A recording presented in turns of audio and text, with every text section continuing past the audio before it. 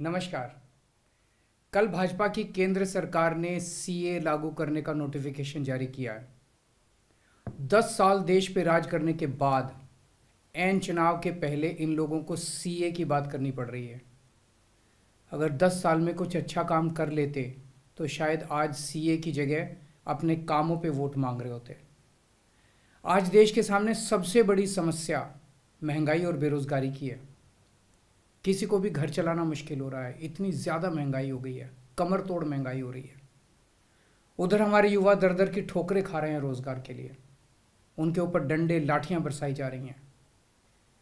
ऐसे में सरकार बेरोजगारी और महंगाई का समाधान ढूंढने की बजाय सीए की बात कर रही है, तो ये बड़े दुख की बात है। ये सीए आखिर है क्या? बीजेपी की केंद्र सरकार का कहना है कि 3 देश, बांग्लादेश, पाकिस्तान और अफगानिस्तान, इन 3 देशों के अल्पसंख्यक जो हैं वो अगर भारत की नागरिकता लेना चाहें तो उन्हें भारत की नागरिकता दे दी जाएगी। इसका मतलब बड़ी संख्या में यहाँ से अल्पसंख्यकों को हमारे देश में लाया जाएगा, उनको रोज़गार दिए जाएंगे, उनके लिए घर बनाए जाएंगे, उनको यहाँ बसाया जाएगा। अजीब बात है ना। बीजेपी की केंद्र सरकार से हमारे बच्चों को रोजगार दिए नहीं जा रहे, पाकिस्तान से लोगों को लाके उनके बच्चों को रोजगार देना चाहते हैं।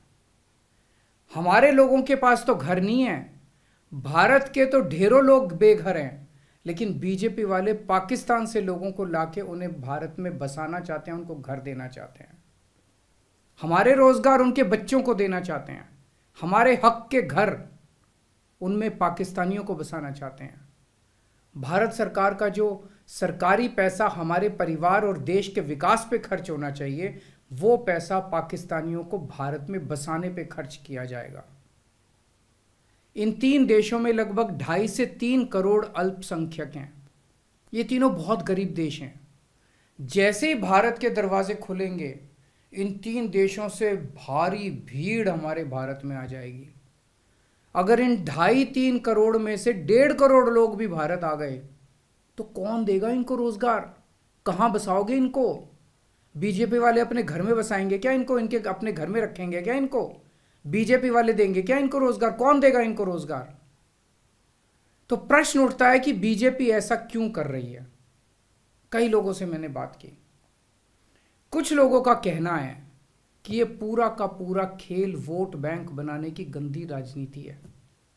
इन तीनों देशों से 1.5-2 करोड़ लोगों को अगर भारत ले आया गया और उनको चुन चुन के इस तरह से देश के अलग अलग भागों में बसाया गया, जिससे जहां जहां बीजेपी के वोट कम हैं वहां झुग्गियां डाल के अगर इन लोगों को वहां बसाया गया तो वहां बीजेपी का एक पक्का वोट बैंक तैयार हो जाएगा, बीजेपी के वोट बढ़ जाएंगे। और आने वाले, इस चुनाव में तो नहीं, आने वाले भविष्य के चुनाव में बीजेपी को इससे बहुत बड़ा चुनावी फायदा मिल सकता है, ऐसा कुछ लोगों का कहना है। मुझे नहीं पता ये सच है कि गलत, लेकिन सबसे बड़ा प्रश्न है कि बीजेपी ये क्यों कर रही है। एक तरफ बीजेपी की हरियाणा सरकार हरियाणा के बच्चों को रोजगार देने में असमर्थ है। रोजगार के लिए हरियाणा सरकार अपने बच्चों को इजराइल भेज रही है। इजराइल में हम सब जानते हैं कि युद्ध चल रहा है, हमारे बच्चों को युद्ध में धकेला जा रहा है। अपने बच्चों को तो रोजगार है नहीं और पाकिस्तानियों को भारत लाके उनके बच्चों को रोजगार देना चाहते हो। मेरी तो ये बात बिल्कुल समझ से परे है। बीजेपी वाले पूरी दुनिया से बिल्कुल उल्टा चल रहे हैं। पूरी दुनिया में कोई भी देश अपने पड़ोसी देशों के गरीबों को अपने घर नहीं लाना चाहता। पड़ोसी देशों के लोगों को अपने देश में आने से रोकने के लिए पूरी दुनिया में हर देश तरह तरह के कानून बनाता है, बॉर्डर पे दीवारें लगाता है, बॉर्डर पे बिजली की तारें लगाई जाती हैं ताकि पड़ोसी देश का कोई भी व्यक्ति हमारे देश के अंदर ना आ सके। बीजेपी शायद अकेली पार्टी है पूरी दुनिया की जो पड़ोसी देश के गरीब लोगों को अपने देश में घुसाने के लिए दरवाजे खोल रही है, बिल्कुल उल्टा कर रही है। एक और बात है सोचने की, पिछले 10 सालों में 11 लाख से ज्यादा भारत के बड़े बड़े अमीर उद्योगपति और व्यापारी भारत छोड़ के चले गए। ये लोग भारत में फैक्ट्री चलाया करते थे, इंडस्ट्री चलाया करते थे, बड़े बड़े व्यापार किया करते थे, लाखों लोगों को नौकरी देते थे, रोजगार देते थे। ये बीजेपी की गलत नीतियों और उनके अत्याचार से तंग आके भारत छोड़ के चले गए। अगर बीजेपी को लाना ही है तो इन लोगों को वापस भारत लेके आओ ना, जो भारत छोड़ के चले गए।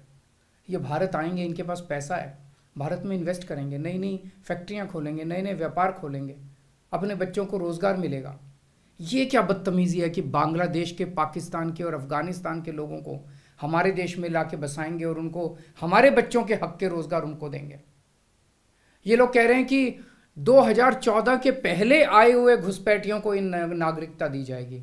ऐसा नहीं है, ये तो शुरुआत है। एक बार ये सिलसिला चालू हो गया, एक बार दरवाजे खुल गए तो फिर बहुत बड़ी संख्या में पाकिस्तानी और बांग्लादेश से लोग भारत में आने लगेंगे। आज बीजेपी कह रही है 2014 के पहले आए हुए लोगों को ही नागरिकता दी जाएगी। देख लेना, अगले चुनाव में ये बीजेपी वाले इस तारीख को बढ़ा के 2024 कर देंगे कि 2024 के आए हुए पहले वाले लोगों को दी जाएगी, और फिर इसे और आगे बढ़ा देंगे। मोटी मोटी बात यह है कि पाकिस्तानियों और बांग्लादेशियों के लिए भारी संख्या में भारत आने के लिए बीजेपी सरकार ने दरवाजे खोल दिए। ये देश के लिए बेहद खतरनाक है, और इसका सबसे ज़्यादा खामियाजा उत्तर पूर्व, नॉर्थ ईस्टर्न स्टेट्स भुगत रहे हैं, खासकर आसाम।